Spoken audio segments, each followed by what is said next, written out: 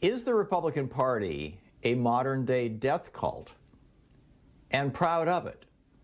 I mean, they have a satanic logo. They openly celebrate racism and death.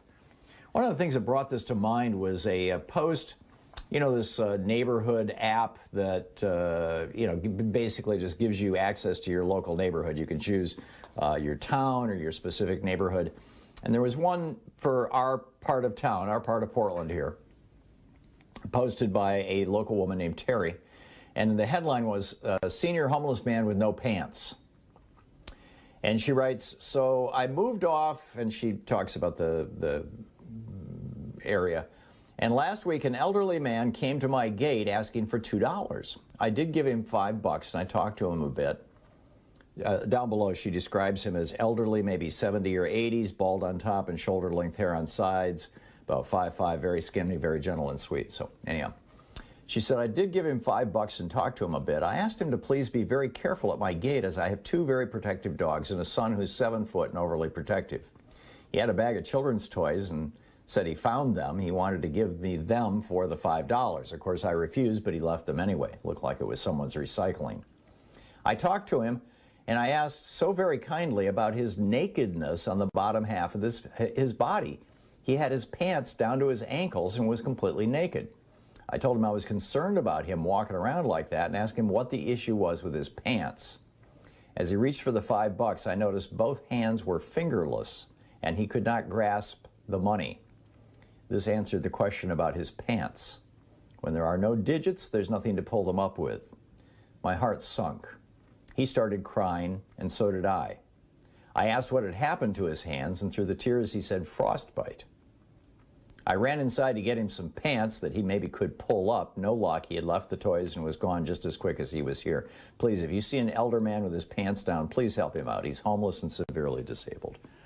And then she adds a little codicil at the end. She says, when you think your life sucks and then this happens, it's a wake up. So what's the deal?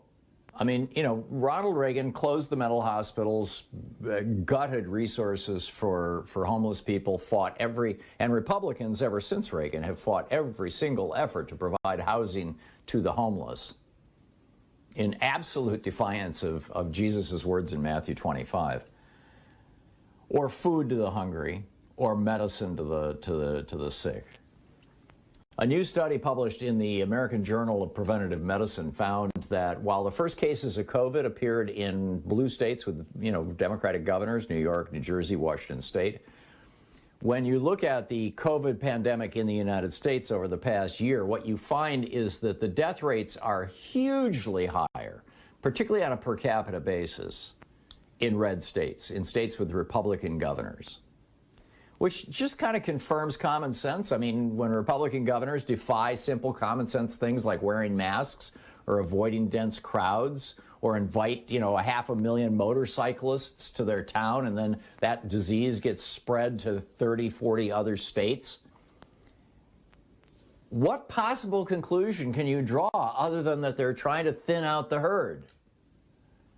They're trying to kill off those expensive Social Security Medicare users or the state's less productive, disabled, diabetic, or obese people. I mean, what other possible explanation is there for what Kristi Noem is doing and Greg Abbott is doing?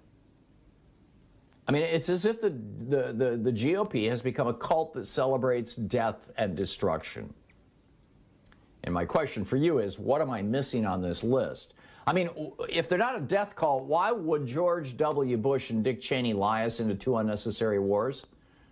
You'll recall after 9/11, Mullah Omar, who ran Afghanistan, offered to arrest bin Laden and turn him over to a third country for trial. The Washington Post, October 29, 2001, quote, earlier this month, President Bush summarily rejected another Taliban offer to give up bin Laden to a neutral third country. Why? Well, you know, he wanted to kill a few 100,000 Afghans, or Afghanis, I guess you call them. And even the UN was telling the world, remember we had our inspector there, Scott Ritter, Hans Blick, the official UN weapons inspector. They were running all over Iraq. They're saying Saddam has no WMD. He hasn't had WMD in years. And beyond that, he's halfway through writing a 3-novel trilogy, romance novel based on Aladdin. I mean, that's what he was doing, right? But Bush and Cheney wanted 1 million dead Iraqis, and so, you know, after Daddy Bush had killed 500,000 Iraqis with his children, Iraqi children, with his sanctions.